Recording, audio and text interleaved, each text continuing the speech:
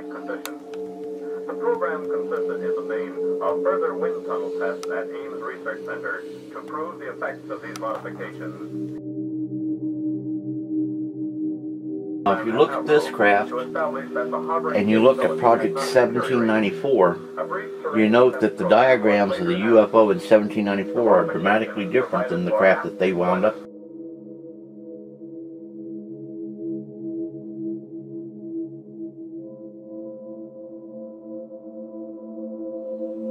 But the whole situation is the aerodynamics that was necessary for them to be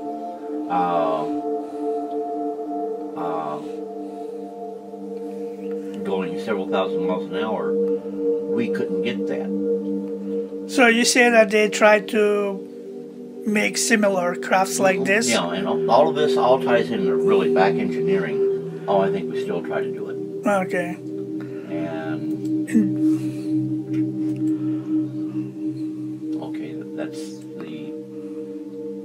Here's a drawing of another one of the crafts that we were trying to hit up on.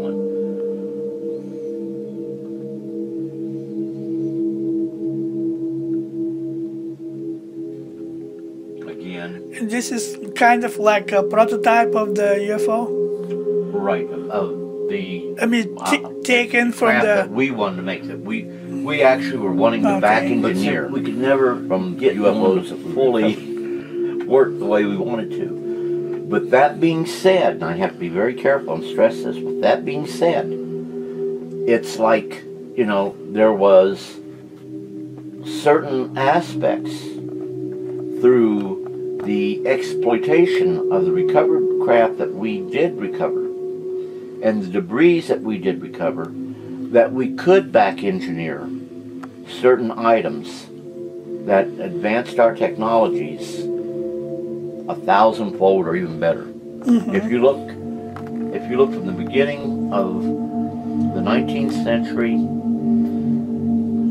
until the beginning of the 20th century, all the way to the end of the 20th century, look at all the progress we have taken and have made in flight, and in space research, and interstellar research. Mm-hmm. Now, anyone who thinks that we did this overnight needs to have their head examined, is the best way I can put it. I got it on tape, and it was recording. Oh, there it is, over to the left. The speed was extraordinary. It looks like a flying saucer. Have I been inside of you? Uh-huh. Yes, I have. How looks inside? This is different levels inside, or what? Yeah, and I mean, you know, it's very like floors? Different floors? You can have that, not necessarily on all of them, but you can have. But you got to keep in mind one thing: when you go into a UFO, in many cases, it's not like going into an aircraft out here on the airfield, because you know, you see how big the aircraft looks on it's the outside. It's completely different, probably. Oh, absolutely. Well, you know, you see the aircraft, how it looks on the outside, how big it is. Yeah. You go in. When you go into that aircraft, it's not going to be any bigger on the inside than what it was on the outside. Uh-huh. With UFOs, you see a UFO, you know, a interstellar spacecraft, whether it's multidimensional or it's of extraterrestrial origin, meaning it comes from another solar system within our universe, or a other existing universe. Uh-huh. When you get in there, you know, you might have a 35 foot disc object on the outside. You get on the inside, that could be several thousand feet on the inside. How that happen? Well, the only way I can explain it is that there is a distortion of space-time. And, you know, I'm not a scientist, so I can't explain fully how it happens. Uh-huh. I know that some scientific personnel have been trying to explain this phenomenon. And, you know, not necessarily even those who believe in UFOs, but have had people who have talked about it, other than just myself, who said, look, you know, It was a small craft on the outside. When I went back, or when I went in it, it was huge on the inside. So what you saw inside? A control department. I've seen crew area that looked like they had beds, nothing like what we have. They looked metal. Only thing is that they wasn't really metal, and they didn't have anything like what we call mattresses. When you watch these seats, can you tell us what kind of size have these passengers or Different people? sizes. I mean, like small or like us? I mean, like the human size or? Well, from what I've seen, you know, most of them were small. Okay. But, you know, you have some entities that are huge. You have some that aren't humanoid. You have some craft that I'm sure, because like I say before, I haven't seen every minute detail of every craft that we've come in contact with, are the crafts that are out there that exist. But the ones I have seen, they have, for lack of a better term, I'll say seats that you could sit down in, nothing like the seats we could identify as far as the material they were made out of. You'd see them, they might look metal or plastic, but the situation is, if you went ahead and sit down on them, they're comfortable. They're not like sitting down on a plastic seat or one of these metal fold-out chairs. You actually can conform to the chair. It will conform to your body to make it to where you're comfortable. They would go ahead and have control panels. Control panels sometimes would have dials, some wouldn't have dials. Some of them would have very little instrumentation on them whatsoever.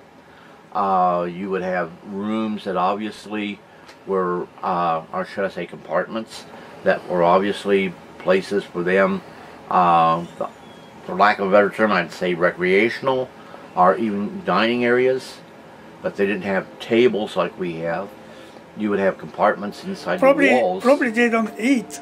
Well, they eat. What kind of food they eat? Huh? Well, if you'd ask them, something chemicals, they're more liquids? more vegetarian. But the foods they ate, you know, during space travel, particularly in long-term space travel. Have you saw the vegetables there? Yeah, well, the mashed potatoes taste just like our mashed potatoes. It's synthetic. It's not. In short, they don't kill animals to make meat. Okay. Yeah. They're synthetic, but they have the same taste. And you got to keep in mind that a lot of times. Have you tasted? I have, and you know, you have like how can I put this? You eat something like grind beef there. It tastes like grind beef. You know, hamburger. You know, that's what it tastes like. However, there's no meat product there. How you feel after that, taking that food? After I took it, initially, the first time I took it, I thought it was, you know, just a hamburger. And I thought, okay, it's cow from this planet or some other planet. But then I was told, well, it didn't come from no animal. No animals were killed. Have you saw the bodies in these aircrafts? Dead bodies, probably? Because normally by the time we get in there was no bodies, and that was all removed. And normally what I had to contact or had to deal with was with the living entities.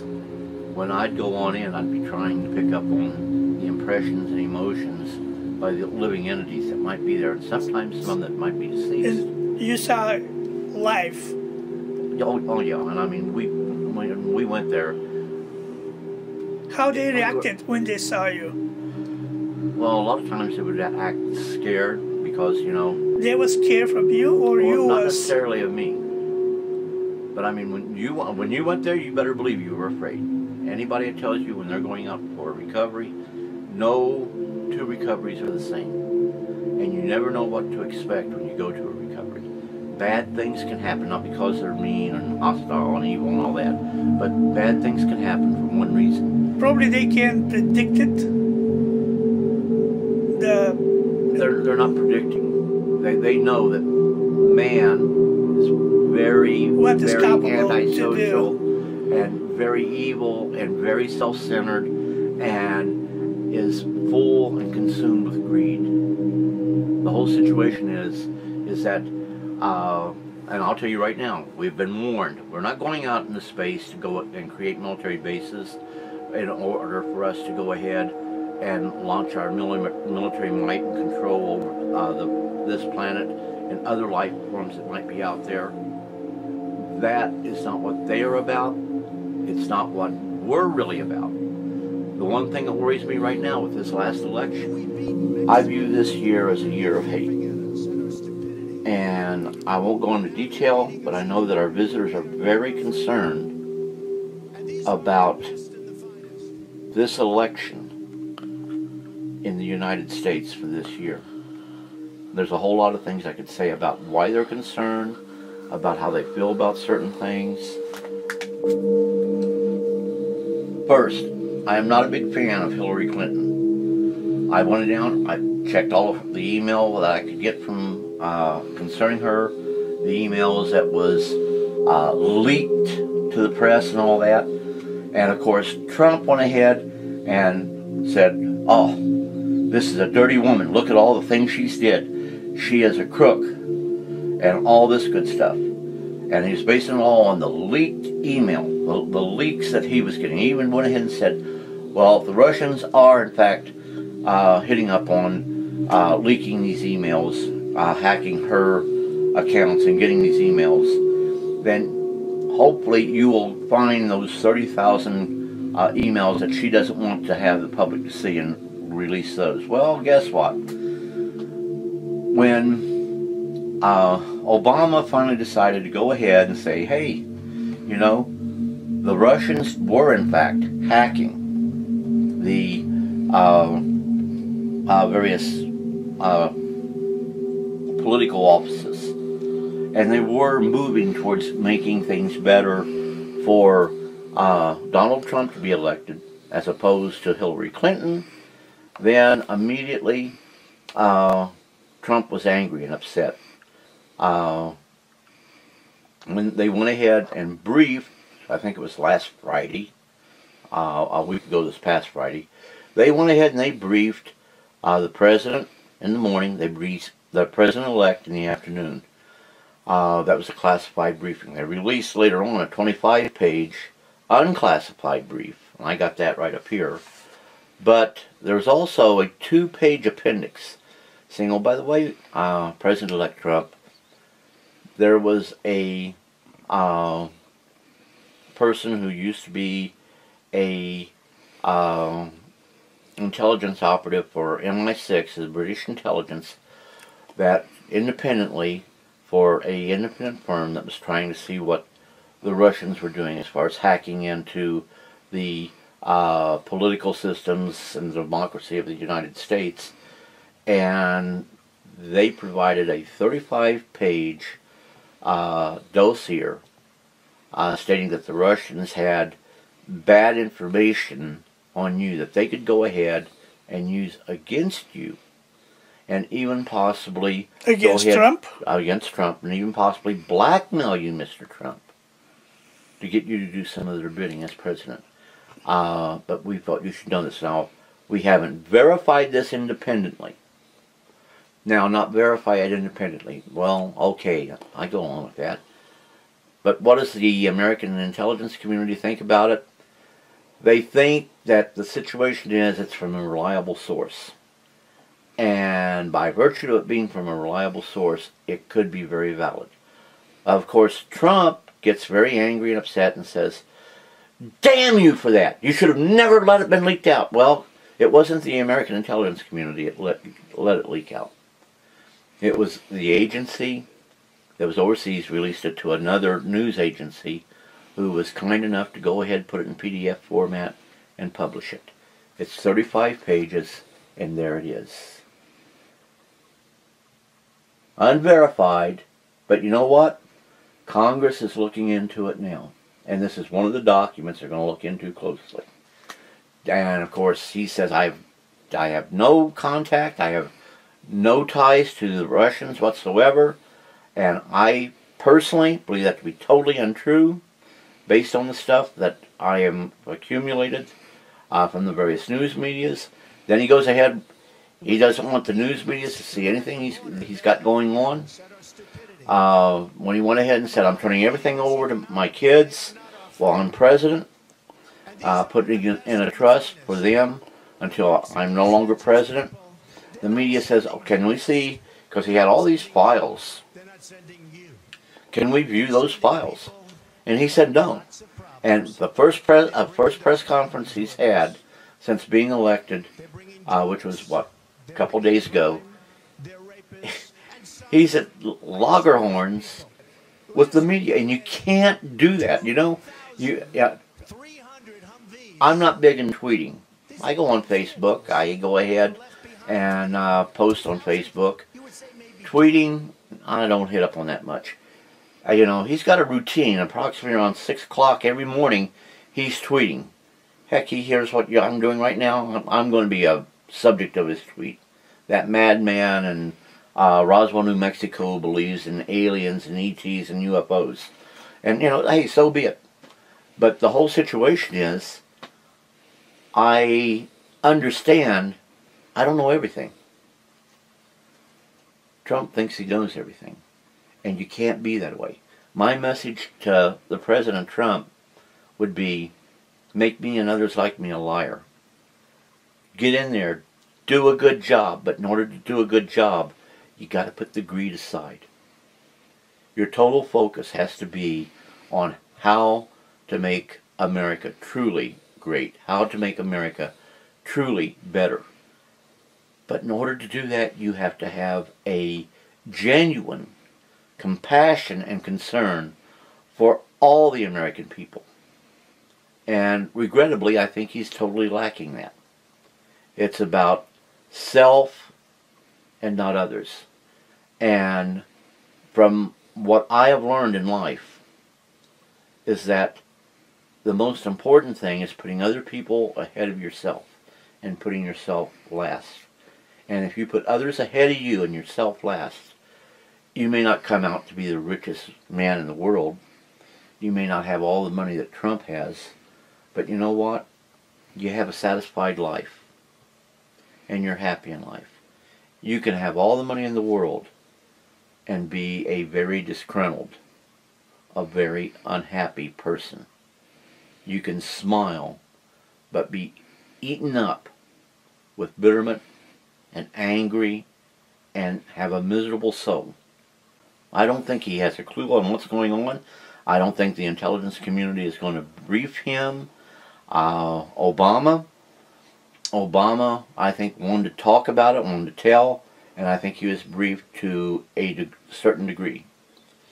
But he was also put into the situation where you don't need to know anymore, and it's very important that at this time that we don't, you know, make it public that they exist and they are here. But also keep in mind, we always refer to extraterrestrials. There's more to it. They are a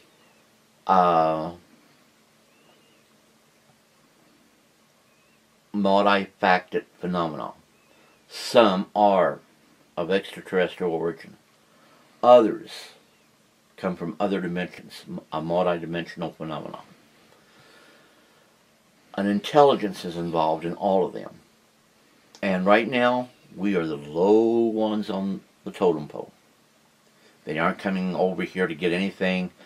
Anything that we have on this third rock from the sun is available throughout the cosmos in quantity. So they don't have to come here and kill the piss ants on this planet and take that. And they're not coming here for our intellect, because the intellect is with them. We are still, we don't even rate Neanderthal. Edgar Mitchell said he does not believe that the ETs, actually he says the ETs are not abducting anyone.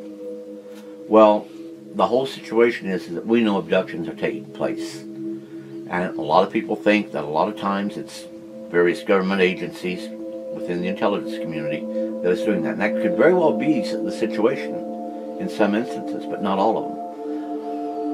there have been abductions that have taken place. Barney and Betty Hill, one of the first ones that became known, that was of an extraterrestrial origin.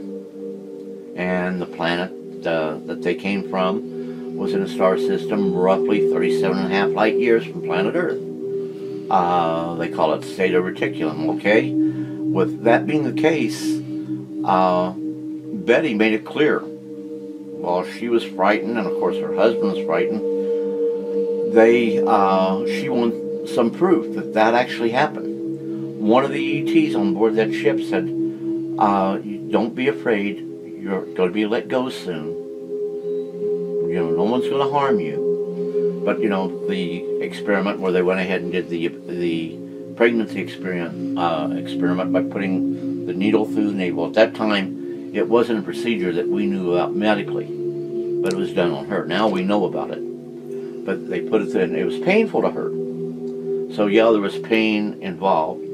Barney Hill, he had false teeth. They were shocked. How come his teeth come out and Betty's teeth don't come out? What a lot of people don't know, she actually bit one of them on the hand because they were trying to remove her teeth, and they don't move, they don't come out. Why does his and yours don't? And she's the one that actually explained it to him why it wasn't that way. Then she saw a book on, for lack of a better term, what she described as a table. A very unusual book. And she knew there's no book like that on the face of this planet. And she says, I want that book. I want to take that book with me, because if I take that book and I can show it to other people, then they will know. Like a proof. This really happened. It would be proof. And the one that was befriending her said, it's okay, when you leave, you can take the book with you. Then the one that appeared, the ET that appeared to be in charge, came up and scolded the one that was being friendly to her and says, no, she can't take it with her. When they leave here, they can have no memory whatsoever of what took place here, of what happened. We cannot let that be known at this time. So the whole situation that happened in 65, they wouldn't find out about it until what, 68, 69, or I'm sorry, it was in 60, I think it was 61 when the incident actually happened. 65 is when they finally tried to get help to explain the dreams that they were having. It was put under hypnosis. Well, the whole situation is that abductions have been taking place. A lot of the abductions you hear nowadays, a lot of them are, you know, just hot air. Travis from Arizona, he has very bad experiences. Travis, you know, that was real, but the whole situation is they saved his life. Of course, they killed him by accident, but they brought him back to life. When we go out here and you know, people say, well, that's an entirely different situation. No, it's not. They're here, they see the animals on this planet, and the animals are doing everything they can to destroy themselves. And, you know, the situation is, it'd be nice if they would grow more spiritual and survive and eventually join the others out there in peaceable scientific exploration of the universe in the other dimensions. But first, you have to get that spiritual essence.